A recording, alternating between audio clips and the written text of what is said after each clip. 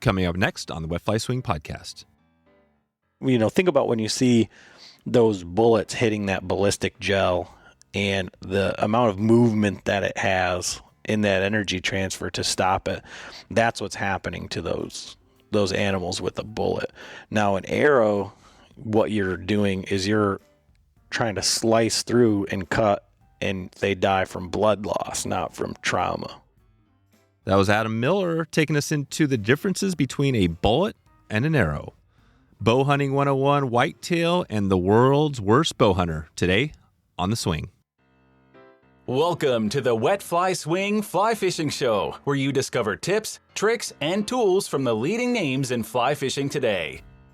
Quick and easy way to connect with us on social media is Wet Fly Swing, Instagram, Facebook. We've got some other events coming up this year, so if you want to follow either on Facebook or Instagram, you'll get updated when we get that next either live event we have going or the giveaway or anything else we have with trips, so stay tuned there. Today's episode is sponsored by Drifthook, who has pre-packed fly assortments for every stage of your fly fishing journey. Each kit is organized by species and includes instructional videos, easy to follow guides. Their fly shop quality flies are hand-tied and inspected before being packed in these careful, durable packs. And I can tell you, these are sweet little fly boxes. Check them out right now. Drifthook, wetflyswing.com/DRIFTHOOK. Drifthook. Today's episode is sponsored by Dalton at Country Financial, who thrives on helping families and community members through the power of education and proper insurance coverage. The unexpected will happen, so it's always best to make sure your assets and life are protected. You can check out Dalton right now at wetflyswing.com/country and make sure you are protected today. Adam Miller is here today to take us through the steps of getting started in bow hunting. We find out why, like fly fishing, you don't have to necessarily spend a ton of money. You don't have to spend $1,000, $2,000 on a bow to get started. He talks about that, some of the gear misconceptions out there, and really gives us his number one tip for getting started. And it's not too different from really what we talk about with fly shops. And then we dig into some resources, some people that you should be following, and you can check out to take this conversation further. So I think the feel of overwhelm is going to be lightened today. If you've never done any bow hunting and really wanted to get into it, that's the goal here today. So without further ado, here we go. Adam Miller from Bowhunter Chronicles Podcast.com. How's it going, Adam? It's going good. Good to be into November. So yeah.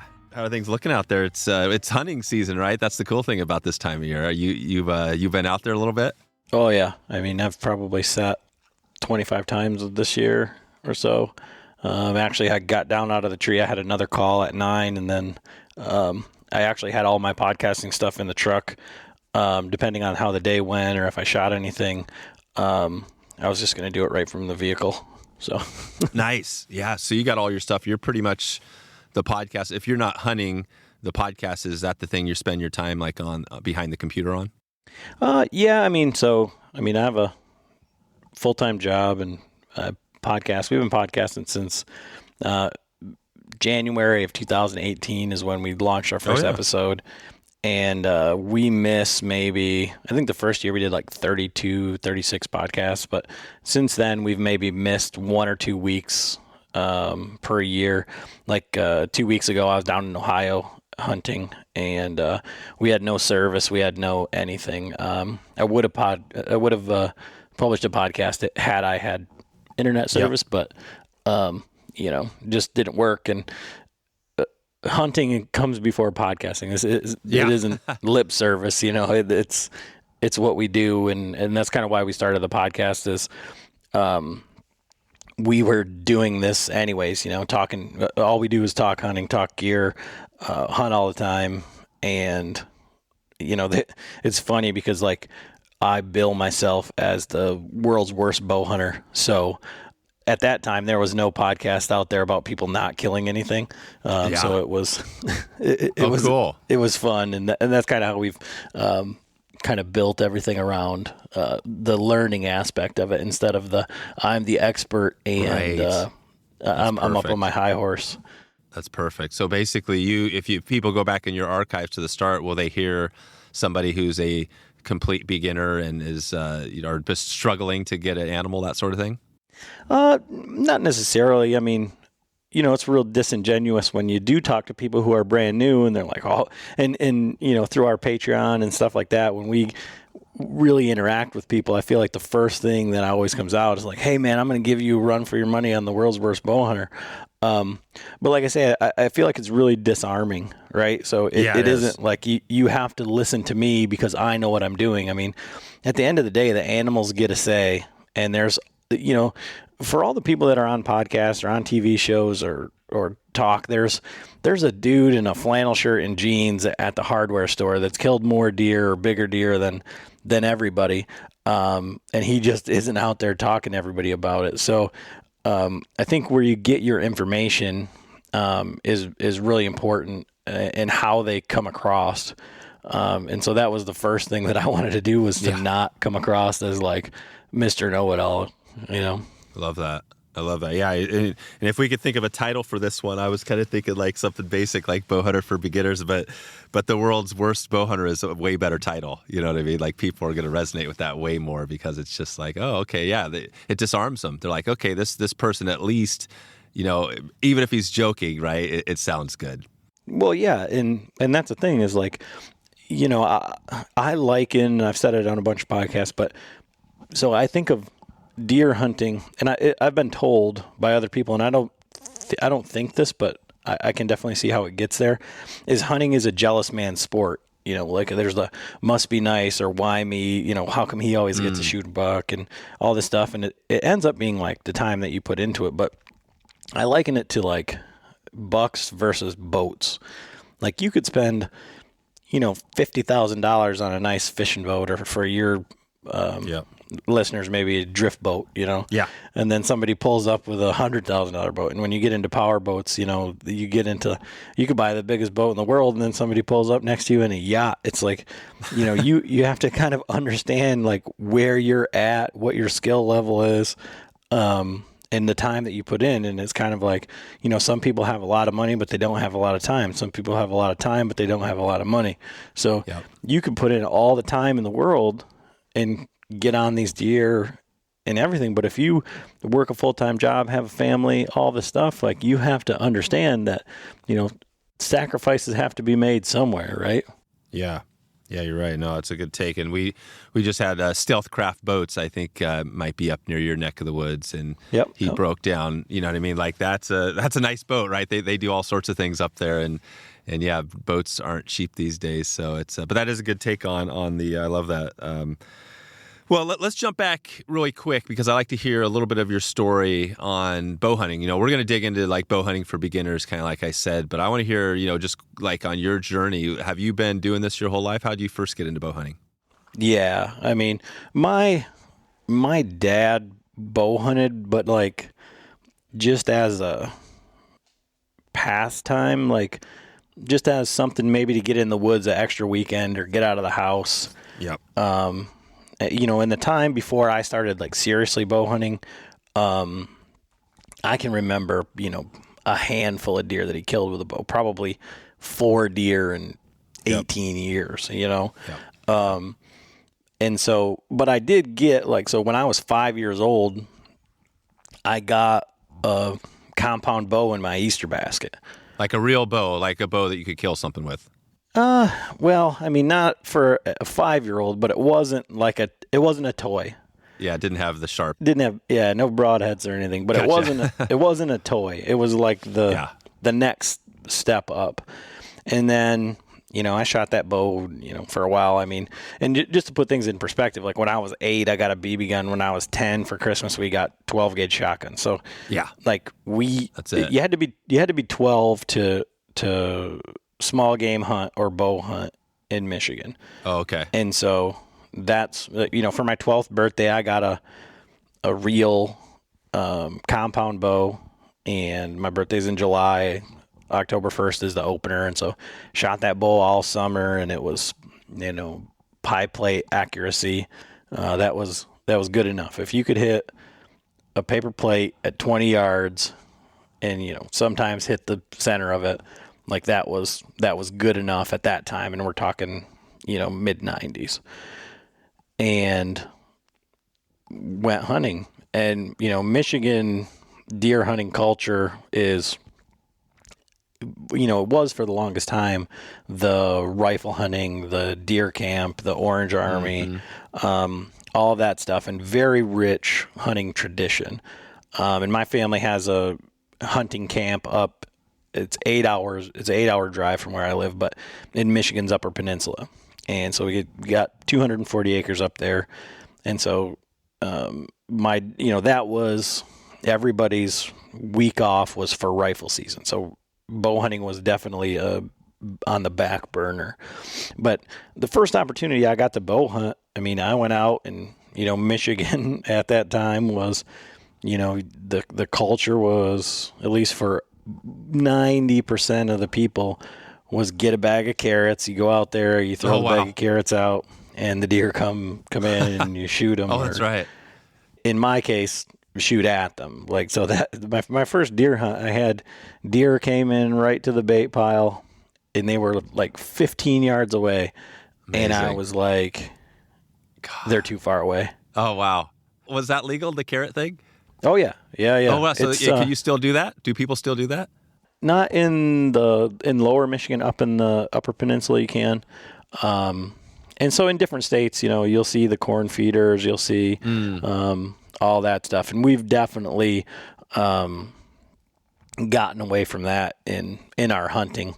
But at that time, that was what it was. And, if you're 12 years old and that's all you ever know, that's what it is. But I shot and missed this deer that was directly underneath my tree stand, because then it was close enough. And it's just through your 12-year-old mind, what I was thinking now, it's just amusing to me. But I hunted from 12 until I think I killed my first deer with a bow when I was about 19 or 20.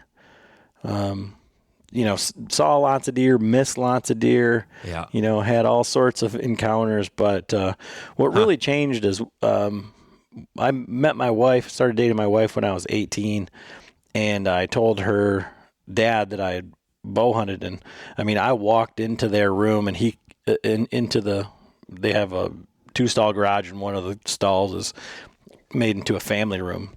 Yeah. And it was like walking into Ace Ventura's room of death. They're in that one. Oh, really? And it was wow. There's just deer heads and antlers and fish and turkeys and everything on the wall. That is cool. Man, that must have felt pretty good to walk in and realize, wow, your father-in-law now is this. That's pretty cool. Well, so he walks down and he does the dad thing, his daughter's a teenager and I'm the new boy, and he's like, oh, yeah, how's it going? And I said, good. I said, do you kill all these? And he said, yeah. I said, with a gun or a bow? He said, most of them with a bow. He said, do you hunt? I said, yeah, we got 240 acres in the UP. He said, welcome to the family. And nice. From then on, we've been good friends, and he's taught me a lot. He's on the podcast quite a bit. Oh, cool. And he's a great personality. He's hilarious, and he's done everything. And as far as the public land bow hunting circuit, it seems like. And so I learned a lot from him. And then going back through this, a lot of the stuff that he was doing way back when and stuff that he was showing me is a lot of the stuff that these high-level guys are doing now. They just do it just a little bit differently. They just use it to target big animals instead of any animal. So, yeah, I gotcha. Wow, that's pretty cool. So you get into it, and you're basically the family, both sides kind of have it even more on the other side.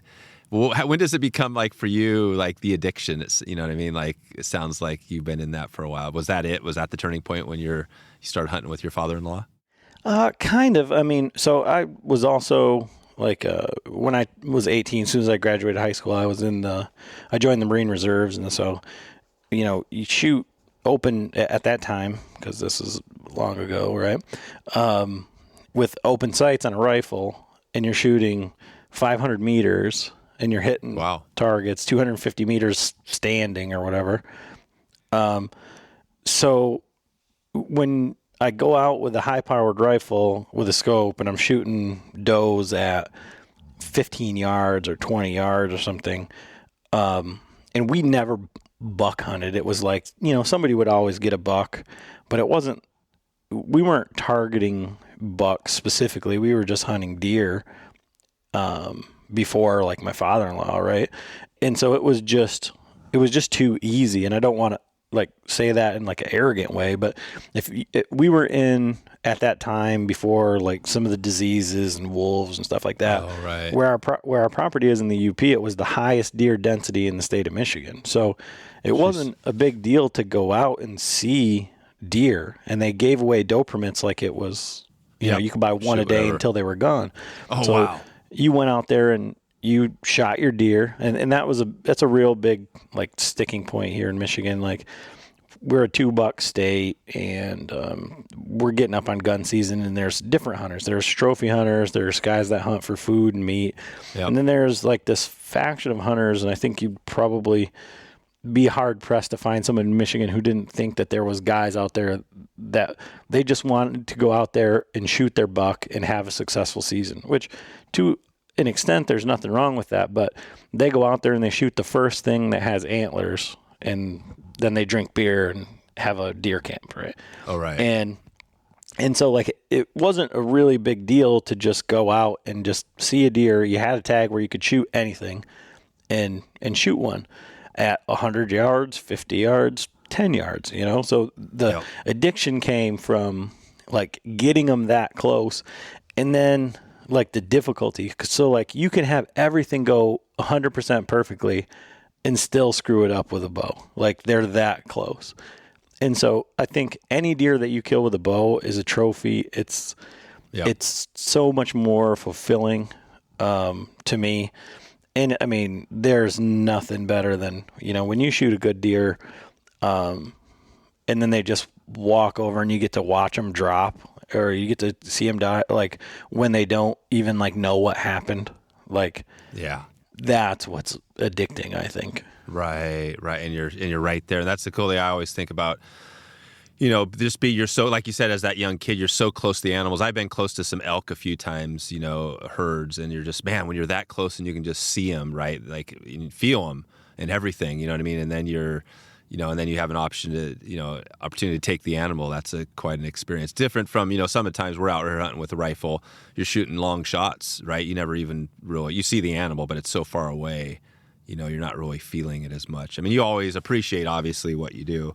No, this is really cool. I love that you took us down that path, and with like the deer camp, right? Because we have the same thing out here, and it's cool to hear. I want to get into a little bit on like beginner, kind of the 101 thing. And I think you do some good education there. So there's people, we have quite a big audience up in your neck of the woods, kind of all that area, Michigan. In fact, I'm going to be in Ohio in a couple weeks, chasing some steelhead. So it's a cool area, and I'm excited to get out there. But talk about that. When somebody comes to you and they say, hey, I've been rifle hunting, I've been doing this for my whole life, I've never bow hunted. What is the first step to somebody getting started? Well, I mean, I think you have to look at somebody's like motivation. One of the things we deal with, and you'd mentioned elk hunting, and I think elk hunting is the same rabbit hole. But you end up like in this gear scenario, right? Where the marketing is so good for all of this equipment. And so there's like, it would seem that there's this huge barrier of entry that you need to have this, you need to have this, you need to have this, you need to have a stand. Now it's saddles, you need this pack, you need this camo, you need all this stuff. And actually we kind of did a podcast on this a couple weeks ago, kind of, not necessarily from that, but, I have all the gear known to man, and, my father-in-law did too forever. And I hunted the first probably 5 sits this year on the ground. I hunted from the ground and got within bow range of deer. And I think you could do that. That's where I would point somebody, is to learn how to deer hunt without having to be elevated or whatever, or set yourself a budget and say, okay, what's my budget? And then what do I actually need? Well, you actually need a bow. You need arrows, broadheads, a quiver, a sight, a release. And then once you've got that, go shoot the hell out of that bow until you're breaking nocks on arrows, at 20 yards, or go to your local range and see, get comfortable shooting out to 50, 60 yards. And not to say that you're going to kill an animal at 50, 60 yards, but if you're doing that same, softball size group at 50, 60 yards. Yeah, it's pretty good. 10, 15, 20 is a chip shot. The target is so much bigger. That's where I would start. But I think it can be 100% overwhelming.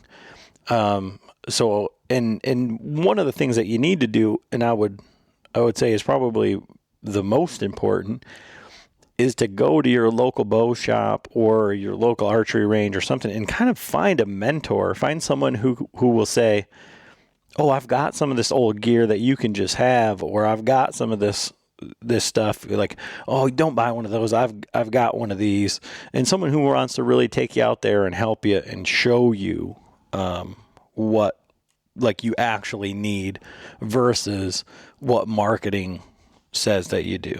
Right. All the stuff. I love that. No, I think that's a great tip is, find somebody. So there are, local shop, maybe whatever it is, like Sportsman's Wear, or something where you can find people. I guess that's the thing. Are there around your area a lot like local bow hunting type shops, or is it more like outdoor stores? Oh no, there's stores that are just bow. Just bow. Yeah, that's cool. And, because one of the other things with this podcast is my father-in-law used to work at one of our local archery shops, and then his nephew, his nephew is my co-host on the podcast, and his dad worked at the other archery shop nice. in town. And so my co-host John, where he doesn't talk much, but he's an archery nerd. So we have our own a bow shop, a bow range. We have an archery range, a bowman's club that we shoot all year round. So in the wintertime, we do winter leagues, and we shoot indoors. But it's got a bow press. It's got all this stuff. And John tunes all of our bows. He builds the strings from scratch. He does all of everything. He builds the arrows, does all that. But my father-in-law, I bought a new bow, and the first brand new bow that I ever bought was in 2003. And, I didn't have any idea of what was going on. I shot old mismatched arrows and, whatever was on sale and all this stuff. Sure. And these guys are, what we were doing was paper tuning to make sure we had good flight.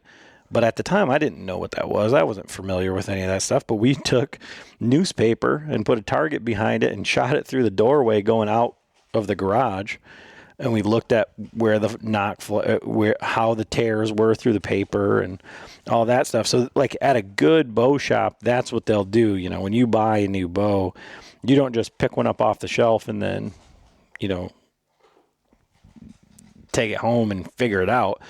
They may have you do that, but they'll set it up for you, make sure everything is square, make sure everything is level, and then they'll tell you to take it home and shoot it. But after you shoot it, 500 times, they'll say come back because the string's going to stretch and all this stuff. Yeah, like a guitar. Yeah. Yep. And then so they retune it. But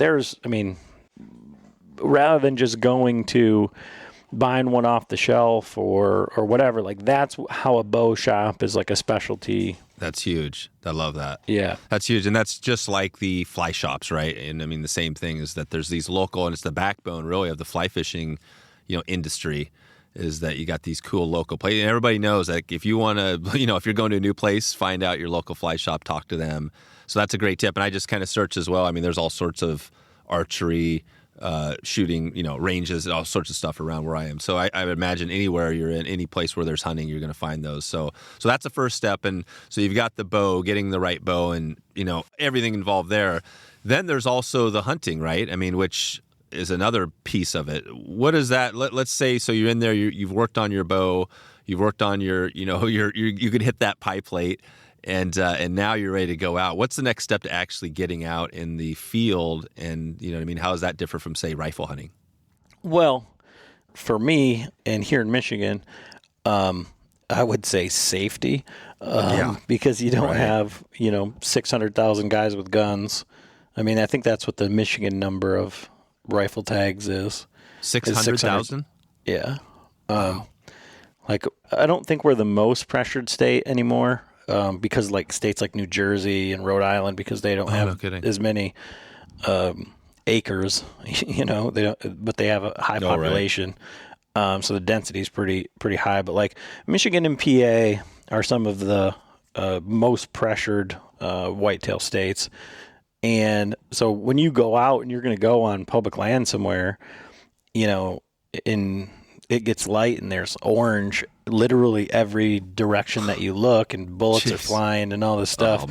Oh my God. That's the main difference between bow hunting and rifle hunting to me. Yeah. How do you get away from that? You just find your spot? You walk further than people? Yeah. I mean, you can do that, or you just don't rifle hunt and you just say, I'm just going to bow hunt. Oh, it's a different season. Yeah. You were going before, right? Totally. Yeah.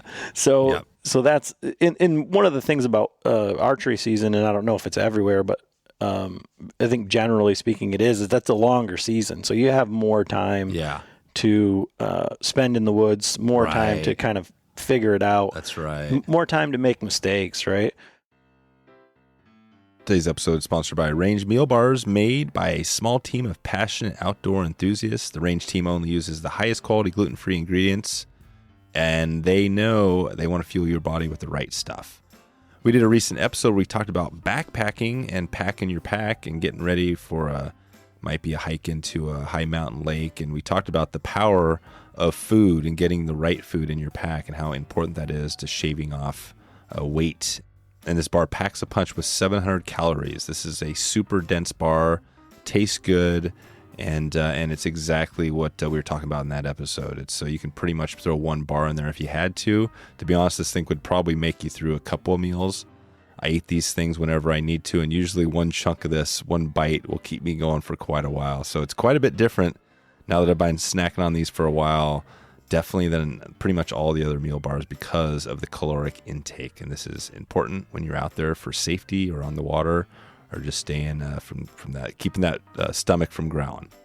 Like I said, Range Bar is small enough to fit in your hand and slides easily into your pocket of your vest or sling pack, anything you need. They currently have 2 flavors. One is chocolate coffee, and the other is molasses ginger sea salt. You can check out Range right now at wetflyswing.com/range. RANGE. Range Meal Bars. You won't go back to the normal bar. Okay, back to the show. It seems like that's the one thing with the bow, is that it's always been that, rifle was always there. And it seems like over the last whatever period of time, bow hunting has become so popular that now it's almost, do you feel that almost like there's as many bow hunters and now that's actually getting really crowded, or is that the case up there as well? Yeah, I mean, to a degree, there's a couple of factors in that. One is that in a lot of places, crossbows have become legal and normal, where they used to be just for disabled people, or you used to have a special permit, something like that. So why would a crossbow be that's an advantage, having a crossbow over just a regular compound bow? Well, if you think about it, and it's not true, but unfortunately, I would say that it's what the mindset is that a crossbow is like a gun, in that people think because it's got a scope on it, you don't have to shoot it all the time. You don't have to be necessarily proficient with it. You just have to sight it in and then leave it in the case, and you can pull it out a week before the season and then it's good to go. Good to go, right. And then you look at like a Raven crossbow, like the thing's like $3,500, but they've got videos where they're shooting balloons or like target's at 100 yards. So now you've got people who they just want to go out. They're going to shoot. This bow will shoot 100 yards just like my shotgun will. And now I'm going to do that. Where before they used to have to be good. You get cold. It's tough to pull your bow back. Oh, right. Gotcha. Yep. All of these things. Now you just put it on. You already have a gun rest. Maybe you already have a pop-up line. So now instead of only hunting the 2 weeks or whatever you get to hunt with your gun, now you're like, well, I got this crossbow. It's just like a gun. And that's the misconception, right? But that's where the mindset is. Yeah, that's right. Gotcha. Make it easy. The easy button. Yeah, and I think that's brought a lot of guys, like maybe guys that older guys who used to hunt with a vertical bow, and now they're like, okay, well, I can't do that anymore, but a crossbow gets me back out in the woods. It's good for kids who, maybe can't pull back draw weight of a bow that would be lethal or, would be ethical. It's a double-edged sword, but I think another thing too is with all of the mapping apps, when you used to be afraid to venture into that swamp, or you used to have to know how to use a compass, or you used to have to, know how to use, a trail, have a trail, go in there ahead of time.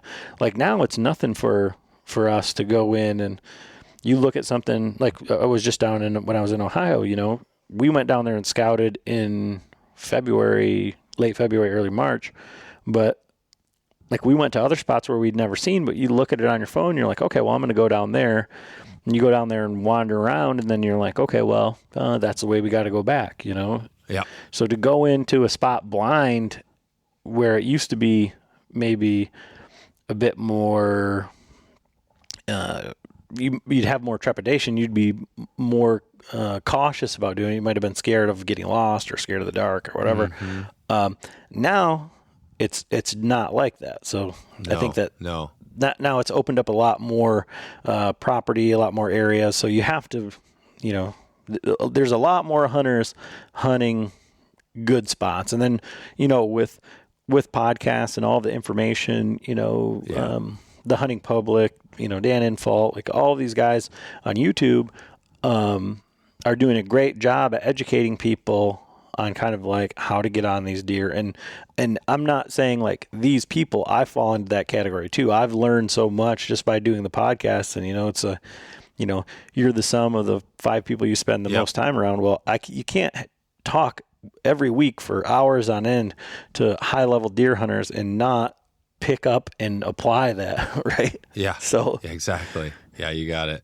That's cool. So, well, so that's it. So you've got all this knowledge, and I mean, I guess maybe that is one of the challenges. You've got all this knowledge, and now you need to implement it, especially if you're new. So I think you're going to the, like, for a new person, like simplifying it, right? So go talk to somebody, talk to them about what bow to get. They let them help you, and then once you get out there, do your research, find a spot that you think is good, grab your Onyx or whatever mapping thing, and then head out into the public land, say, for example. What is it when you get out hunting? I mean, what do you do before, once you know kind of where you're hunting? What are you doing to prepare? What would you tell somebody to get ready for that trip? Well, so I can give you a perfect example. It's like, so we have a really big Patreon community, and I just threw out there, hey, we're going to do a Patreon deer camp this year. And public land up by Stealthcraft, up in Baldwin area. And I'd never hunted up there before, but I have some property where we camp, and there's like 50,000 acres of public land. And we had guys come from Rhode Island, New York, Illinois, Iowa, had a guy drive up from Texas. So these guys obviously had never been on the ground, so they didn't have any idea of like what it looked like. And then we had, obviously guys from the area and closer, all around Michigan. But so we all ended up there, and we had a big topo map printed off, and then everybody had done their e-scouting. But one of the most valuable things was, we drove around and looked at tracks crossing deer tracks, crossing the 2 tracks, looked for deer in the road, in the fields, talked to people where they were seeing deer, and then looked for food sources. And 9 times out of 10, where those tracks were crossing the road were leading to acorns or other, places where the deer, like where there was a bedding area or something like that. And so you can really simplify it by doing that. And so I feel like anybody who hunts, and I would imagine in the fishing world, like you can't drive by a stream by saying like, look at that riffle over there, or I bet you there's a big hole right there. Like I know that I want to throw a line in there, right? Yeah. Yeah. And that's the way that it is with deer hunting and bow hunting. But like if you're looking at it from a brand new guy's perspective, like you have to have realistic expectations. So the expectations should be like, don't forget your arrows. Like don't make any noise getting in there, get in clean. Like actually see a deer or find some deer sign where, that's one of the things that I really appreciate about it. Even like where I'm at in hunting is like now it's like you look at a place on the map, you have never been there before in your life. You walk in there and you find deer sign. Like you've just validated that like, hey, I can look at a map and I can see that there are deer where I thought there would be deer. And then that goes one further when you see them in the woods, right? You're like, I picked this spot and you know what? There was a deer there. And all of these are little like confidence builders. So you can't go out there and be like, okay, I'm going to never have done this before and I'm going to kill a record book buck. Yeah. You have to look at it as like everything has to be like a gradual win. Right. Of like, I just got out here. I hunted a spot all by myself. I didn't get lost. I got back to the truck, That's it. Everything has to be in perspective, but getting that first deer in bow range and getting busted or getting or missing or whatever is like, you got that opportunity. You were in bow range. You were right there. It just didn't work out. I mean, like today, I had a buck that I would have killed every single day at 150 yards, and he just was going back and forth, looking for these hot does. And I passed the 6 point. I had a doe fawn behind me. There was like 3 other bucks out in this field chasing around, and I got busted by a doe doing exactly what I wanted him to do, but I was watching these bucks, and I think that kind of like blew my hunt. But man, it was a great morning. I mean, it didn't work out. I had a chance to kill a deer. It just wasn't, what I was really looking for, but it was such a fun hunt. And I'm out there and I'm learning.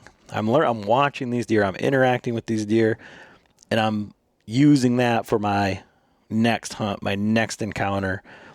And even if it's a deer that you're not going to kill, or like it's a deer that's in the way, like figuring out like what you can get away with, like how much movement can I do? How much, you don't want to have to be learning that when there's you got the big buck in front of you. Right. And you've never been in that situation before. Yeah. So all of those failures are learning.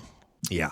You got to get out and do it. And that's the cool picture you're painting. It's like, yeah, I mean, it's hunting. I mean, that's what I think everybody loves about hunting, is that it's not about the killing. It's about getting out there. And yeah, sure, if you get an opportunity, you get a great animal, that's amazing. But I mean, I've had all sorts of we had one this year. We hunted and, didn't get an animal, same thing. And it was like, wow, that was really cool. You know what I mean? We had a good hunt on an animal. It seems like, do you feel like that's the mentality of most people in the neck of the woods that are bow hunters versus, say, rifle hunters? Do you think that's like a different mindset?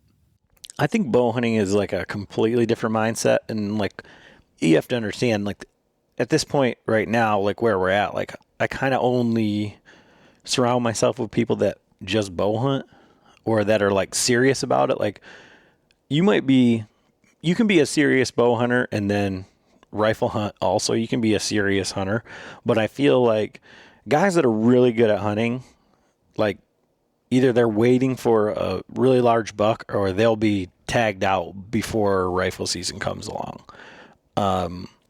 just because that's where the passion is like being in the woods. Like right now, this week is like the best week of the entire year here in Michigan to be in the woods, to be out hunting.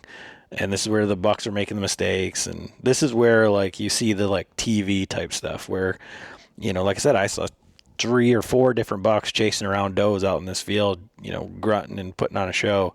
And I didn't get to see them like right underneath me or whatever. But I did get to see that on Monday. I mean, I got the exact same experience, or Tuesday morning, I got the exact same experience. So it's like, it was just, you know, small bucks. You're just waiting for that one. But I think that's the main difference is that it's so, I think it's like so much more intimate. I guess you can like replay it in your mind or flip it around and say like every deer that I see while I'm bow hunting, I could kill with a rifle. Yeah, right. Easy. But it doesn't go the other way. I mean, last year I went to Colorado on a drop camp for elk. And I brought my bow. It was first rifle. And I told the guys in camp, I said, I'm going to hunt with this bow all week. And the last day, I'm going to take one of your rifles and kill a bull. And that's exactly what I did. When I shot this bull at 300 yards or 270 yards or something with a rifle that I'd never even shot before, that I'd never even held. And until that morning. Wow. And to do that with a bow is impossible, you know, pretty much. So like that, if you want to talk about like the differences or like what, like, how do you get hooked on it? Like, yeah, that's it. That's why. Because I could take someone else's rifle and just go out there and do it and say, oh, look how easy it is. But with a bow, you know, you can have a deer, you can be at full draw, ready to hit the button on the release, and that hot doe comes by and that buck's out of your life forever. Right. That was your one instance. And your heart rate's up and you're like, you know, head in your hands, but you wouldn't trade it for that 300-yard shot on the bull. Right. That's just it's a whole nother level of, connection. So back to like the season, when does that start up there for bow hunting? When does the season typically start?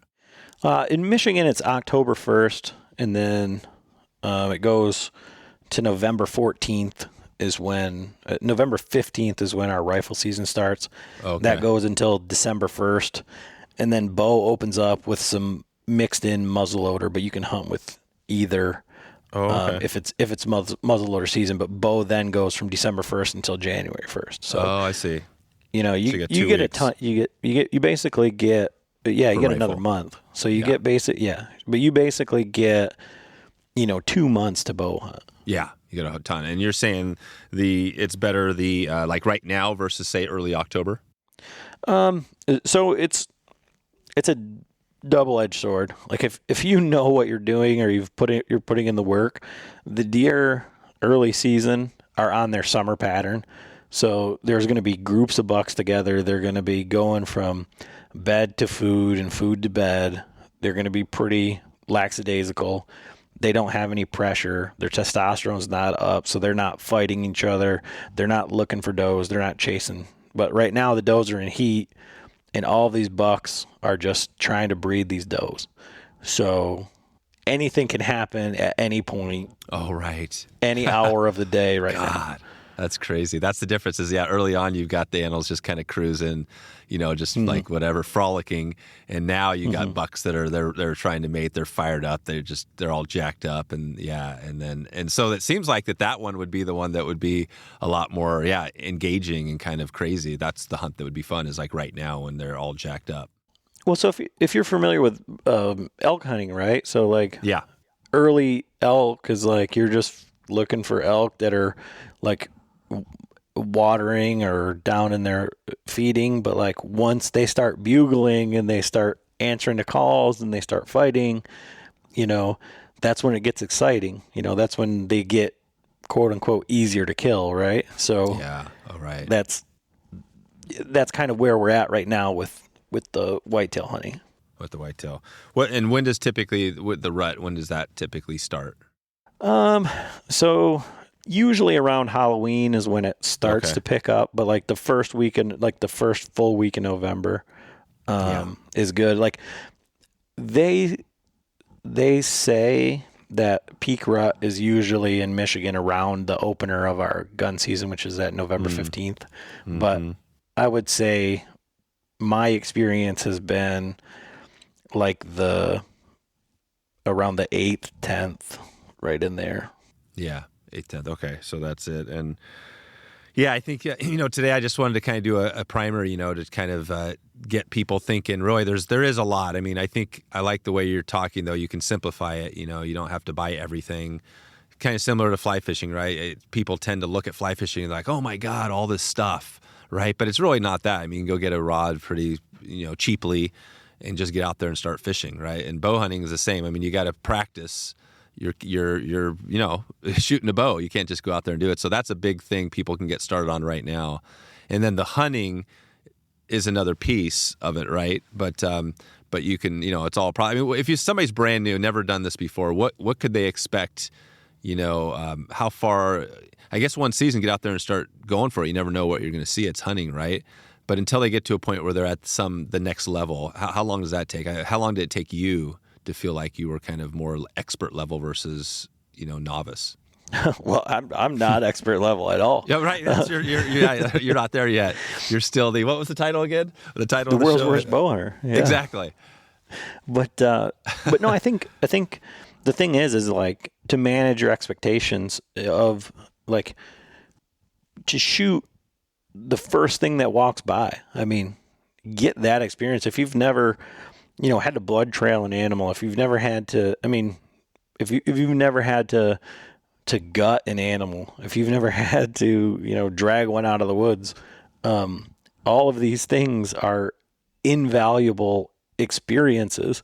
And the adrenaline dump that you get after you release the shot and you hit the animal and you're like, I didn't see it go down. Like, right. How did I, what's going on? Like, oh my gosh, all of those things are like, again, like completely invaluable. There's so much more to every hunt than the grip and grin and, the picture with the back straps of like, tell me how old he was. Like all of that is, once you release the arrow, like kind of like the hunt's over, like my buddy and I were having this conversation the other day is like, I shot a doe earlier this year. And so I've got meat in the freezer. I've passed on a dozen bucks this year already, probably. And once you are tagged out or once you don't have any more tags, like you don't get to hunt anymore. All right. So it's like you have to be okay with like wherever your expectations are, but man, shoot that first stupid spike that walks by or shoot that little doe. And get that experience. My father-in-law, he says, you just got to get a couple under your belt. So you got to get in the habit of shooting deer and understand that like it's hard. Like it's not as easy as everybody online makes it look. No. And everybody makes bad shots and, everybody, messes up and all these things. And you like kind of have to experience that, and you don't want to experience that on the biggest buck of your life. And I think one of the things, I had a conversation with Zach from the Hunting Public, and those guys shoot a lot of deer and they do it so much that it makes it look like super easy, and they're showing you like the highlights and they show you some lowlights too, but they don't show you all the hunts where they don't see anything. And so you think it's just nonstop action, but the hardest thing is like recovering from making a bad shot. Like if you miss a deer, like let's say that you were a new hunter, everything goes perfectly and you miss, what would have been your first deer with the bow, or you wound a deer or whatever. Like mentally, that's terrible. That's tough. To get back out there and hunt, and you're up there and you're like, you're telling yourself, to a degree, like, don't mess this up when you're trying to take that next shot, instead of saying like, follow your process, make a good shot. Like it's just, like clockwork, like you're just like an assassin, right? Yeah. I mean, because that's what you are. You're just sitting in a tree waiting to kill something that unknowingly walks by. Yep. But you're saying, oh man, don't mess this up, or I know. Instead of focusing on executing all the things that you do, and mentally, that's one of the most difficult things to overcome. So you have to go out there every time with confidence and saying, I can do this. You make a bad shot, you go home, make sure all of your equipment is good. You make sure that everything's on, that there wasn't a problem with the equipment. And then you go out there and maybe you need to shoot the first thing that comes by just to, be like, okay, I can do this. I'm back after it. Like, that's right. For new people, when you go into that, when you ask about like those expectations or what that is like, man, if you're not failing, you're not trying, right? Today's episode is sponsored by Togens Fly Shop. Togens Fly Shop provides superior quality products at a great price. They have also a great YouTube channel that you can check out right now with new fly tying tutorials each week. Togens also has you covered if you're looking for unique in-house products, and they also support many of the great brands out there that you know and trust. It's been fun connecting with Justin and the family over the years now, and it's been really cool. A great local fly shop. Togens is also offering their fly tying box, where they send out materials at a regular cadence where you don't even have to think of it. You just open the mailbox and there's your Togens pack. And I recently made an order through Togens, and the experience is always perfect. They've got you covered if you ever have questions or need any help, whether that's a YouTube tutorial or connecting with them personally. Since 2005, Togens has been over-delivering on customer service, and it's time for you to check out Togens Buzz for yourself. You can head over to wetflyswing.com/Togens right now to check out their diverse selection of products today. You support this podcast by clicking through that link to Togens online. That's Togens, Togens. Okay, back to the show. What's that when you shoot an animal? How often? What's that look like typically when you with a bow? What is that animal typically doing? I mean, are you following that blood trail quite often, or what's that look like? Everyone is different. It all depends on shot placement, like the size of the animal. I mean, I shot the deer I shot this year went 80 yards and died. 80 yards. So it just you went over there.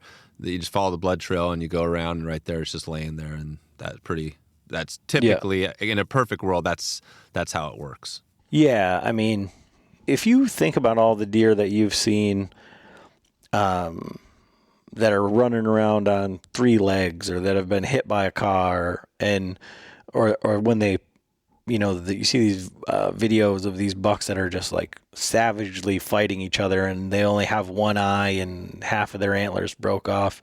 They're extremely resilient animals. So if you make a bad shot that doesn't, you could get one lung. There's areas where you can shoot them and you'll hit absolutely nothing, and it looks like a perfect shot. But if you shoot them just a little bit high, when they're exhaling, it'll go right over top of their lungs.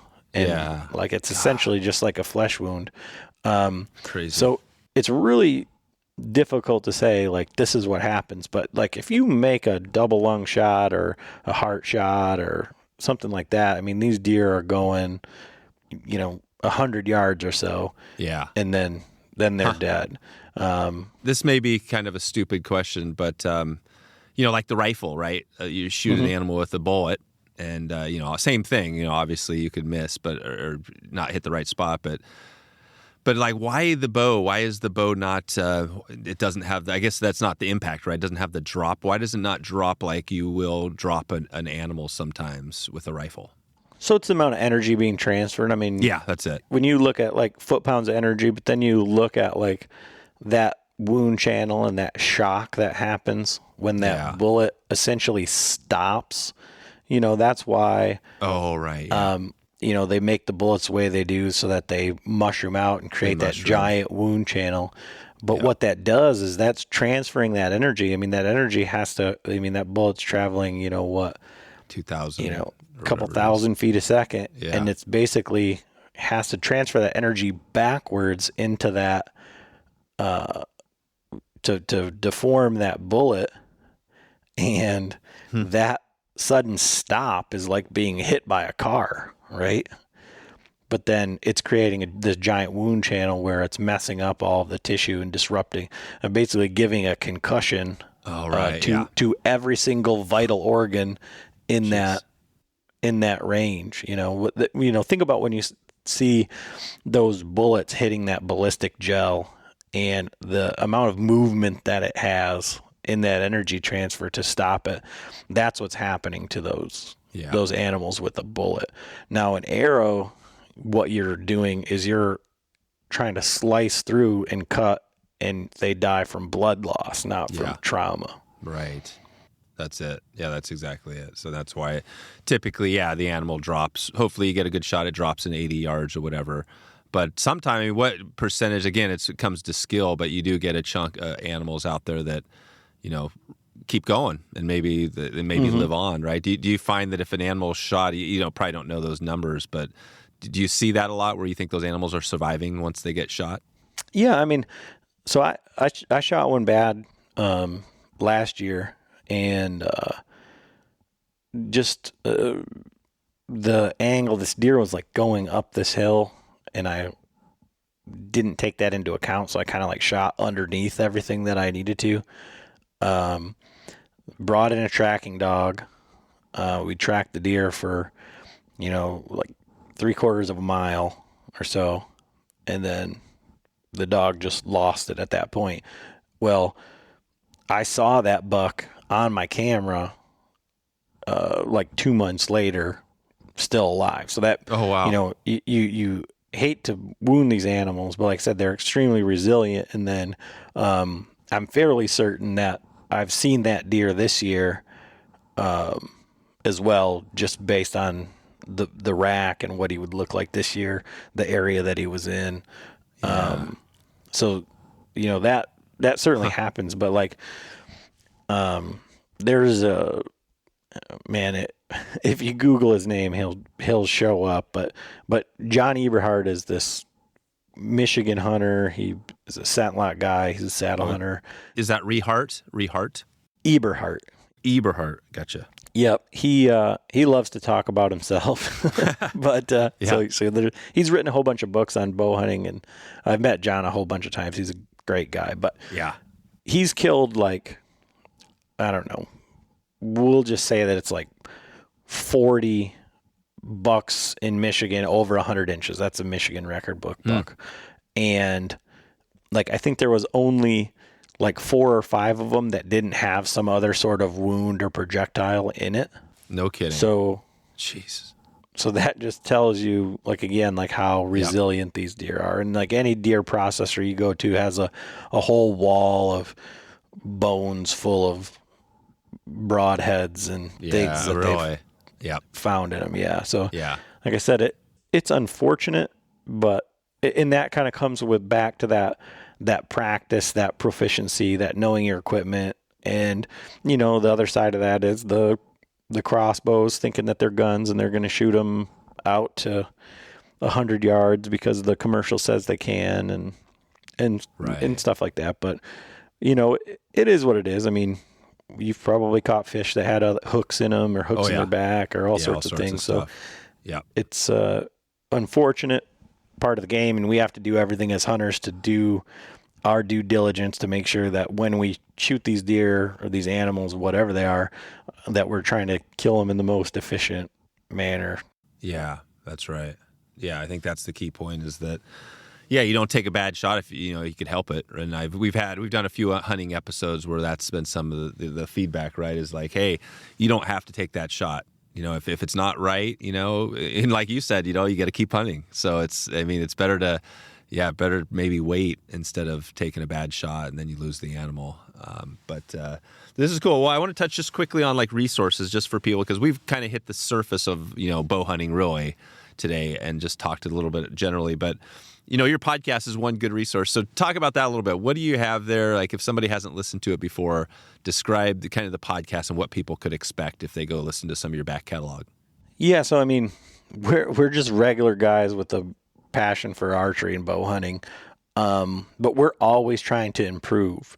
And so we try and bring on the best possible guests that we can to put the information out there to like take that next step as a hunter, like whether it's killing your first deer with a bow, killing your first buck with a bow, killing your first record book buck, or, you know, killing one specific buck and tracking down these deer. We talk to guys that, you know, specialize in all that stuff.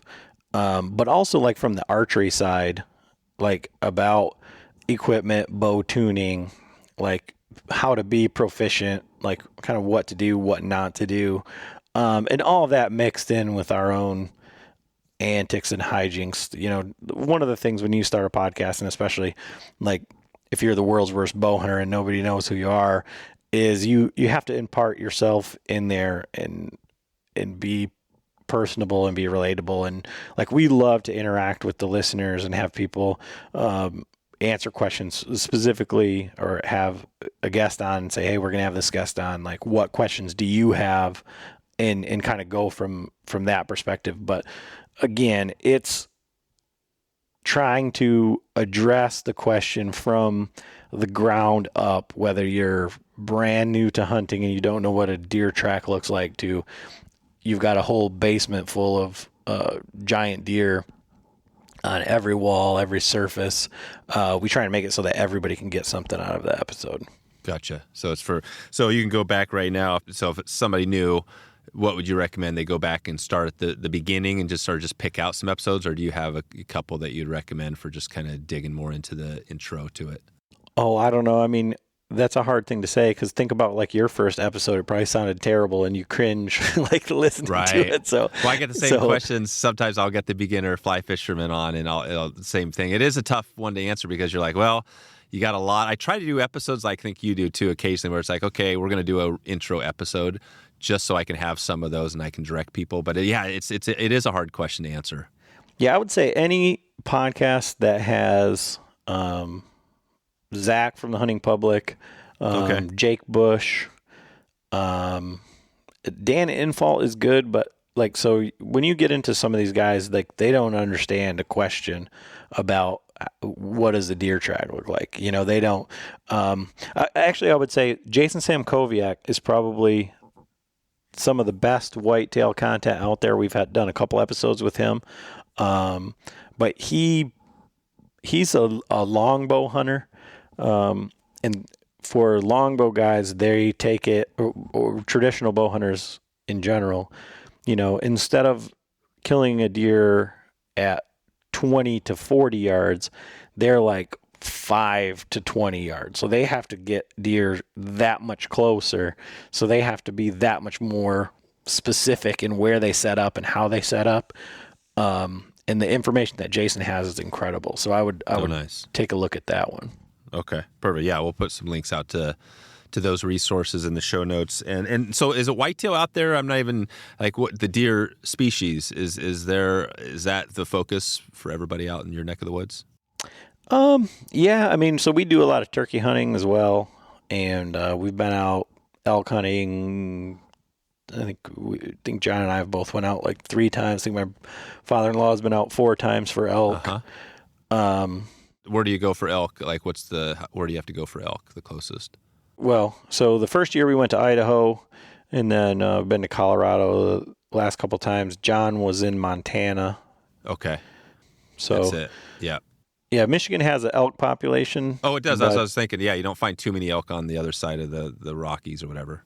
But it's like a once-in-a-lifetime tag. I think they give out like maybe like 100 tags a year or something. Oh, yeah. Gotcha. Okay. But yeah, you do some other stuff with the bow, turkey, and there's other species you're going for. Yeah. I mean, so for us, like bow hunting is our main focus. The fact that I killed that elk with a rifle was like a tisk from some of the. Did you get some feedback from people like, "What are you doing with the rifle?" Yeah, a little bit. But then I promptly went home and I was hunting with my daughter, and I missed 2 white-tailed deer with my rifle. with my rifle inside of 100 yards. So it was very humbling, to say the least. Do you find people, it seems like the analogy between fly fishing, conventional fishing, bow hunting, rifle hunting is kind of similar, you know what I mean? And even people, I think wrongfully so probably too, I think people, fly fishing always has this uppity thing, or used to have this uppity thing, like, hey, you're a fly fisherman, rich white guy or whatever. That's changed a lot now, right? Because there's a lot of people just fly fishing for everything. But do you see the thing with bow hunting? Is that kind of the same thing, that people are more, it's the elite? Do you see that mentality, or is it more like it's for everybody, whoever wants to do it? It's kind of like for whoever wants to do it, but there's definitely like a side eye, and it kind of goes like this, like, shot it with a rifle, okay. And then you look at the guy and you say, okay. And then shot it with a crossbow, it's like, oh, whatever. And then like, shot it with a bow. Was it on public land or private land? Oh, right. Like, oh, okay. And then the guy shoots it with like a long bow or recurve, and you're like, right. Okay, that's different. But it's like, it doesn't matter, unless you like carved your own self bow, chewed the sinew, made your own string. There's always somebody that's doing it harder than you. Yeah. So, and that's the thing. And especially for new guys, like, I wouldn't get caught up in any of that. I wouldn't get caught up in like the brand. Where we're at now is like a flagship bow is like, just a bare bow is like between like $1,300 and $2,000. Oh, wow. No kidding. For just a basic bow?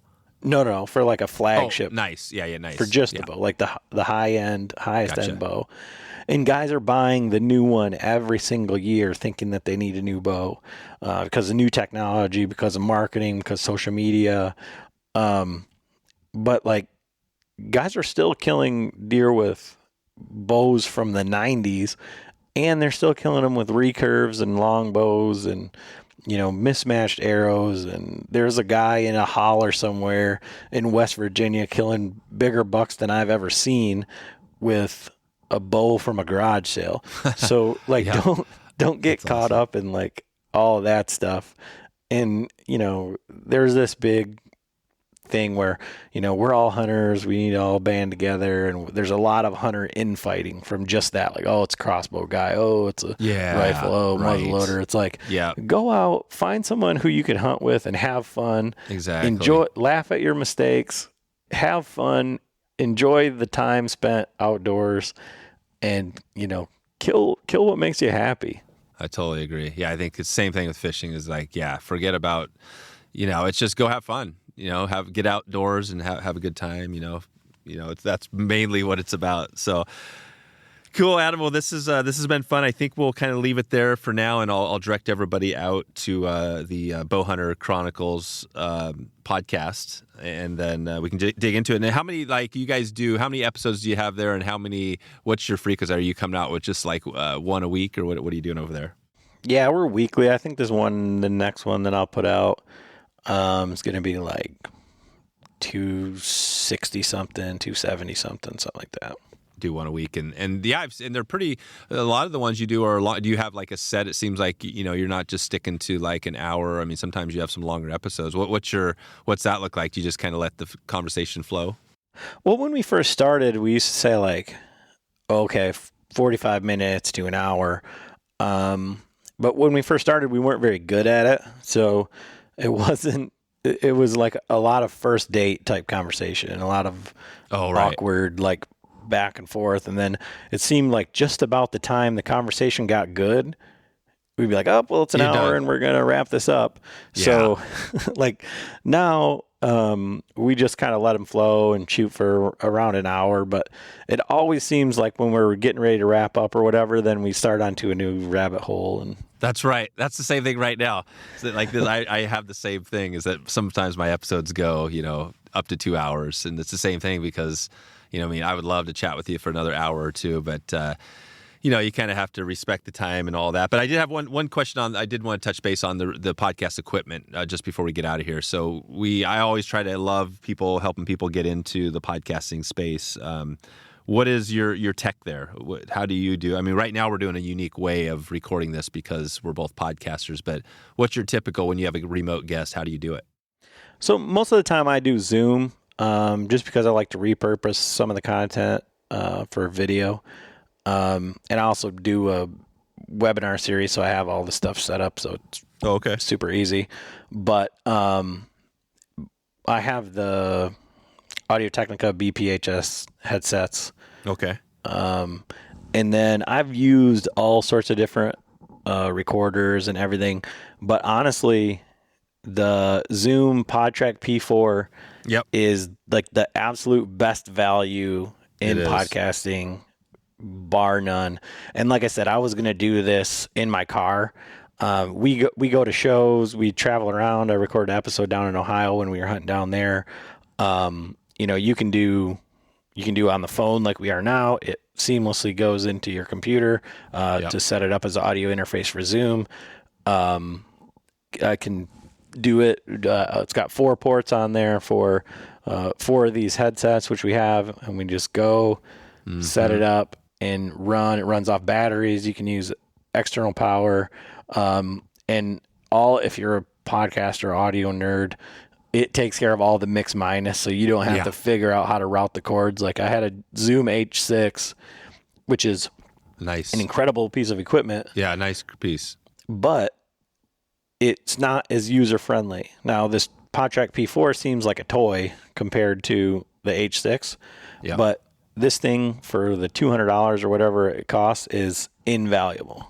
Yeah, it is. Yeah, I think that's the take home. The PodTrack P4, I've got one as well. I've got all the devices, and I think that one was a game changer because you can get the same device. The Rodecaster Pro does the same thing, but it's huge. I mean, the P4 literally you could throw in your pocket, which is crazy, and it's got all the settings, right? You just plug and play almost. There's not really much you have to do. Maybe watch a tutorial to get going. So that's good to hear. And you're doing.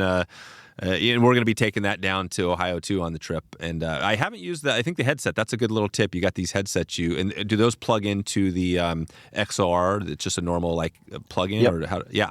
Yeah, they're expensive, but Are they? What do they cost per? $200 a piece. Yeah, that's not cheap. Yeah, because you can get a mic.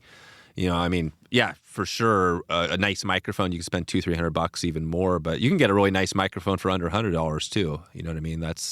But the headset is cool because literally you got the head on your ear and you got the mic, and then it plugs in.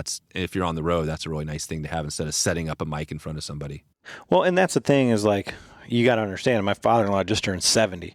So to try to get him to talk into a microphone consistently, and if you have a guest on in person or when you're at one of these shows and you got a lot of background noise and then you need space to set up, it's here, just throw on this headset and we'll just move it from your face and we'll go from there.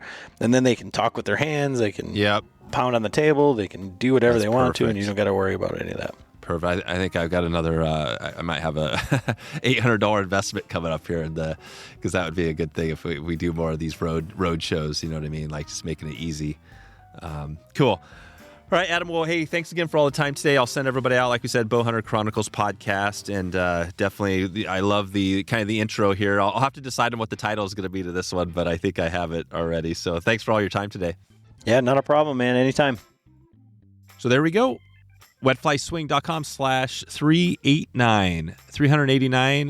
We'll probably get you some links over there. I know we're going to have a couple of videos to check out Adam, what he has going there, and we'll do a little resource, little bonus resources there in the blog if you get a chance. 389.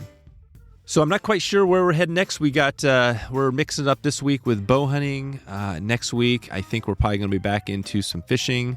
But you never know. If you have an idea for a show, if you want to mix up, get in our mix, send me an email, dave@wetflyswing.com, and let me know what you're thinking out there. If you've been enjoying the diversity of topics, I'd love to hear from you. But we're going to get out of here. I got a bunch of stuff to do today. Before we get planning, we're getting planned for the steelhead trip. This is coming up right around the corner. 2 weeks. 2 weeks we're going to be heading back to the Midwest. So I'm excited about that and hope that I'm going to see you out there. If you are out in the Midwest, definitely ping me. Let me know if you're anywhere around the Ohio area, anywhere up in that area. Definitely let me know. I'd love to connect with you in person if possible. All right, that's all I got. I am looking forward to some breaking, some breaks in the clouds, getting some nice weather coming here. So I'm going to get out of here. But I hope you are having a good afternoon, a good evening, or a good morning wherever you are in the world. And I will talk to you soon. Thanks for listening to the Wet Fly Swing Fly Fishing Show. For notes and links from this episode, visit wetflyswing.com.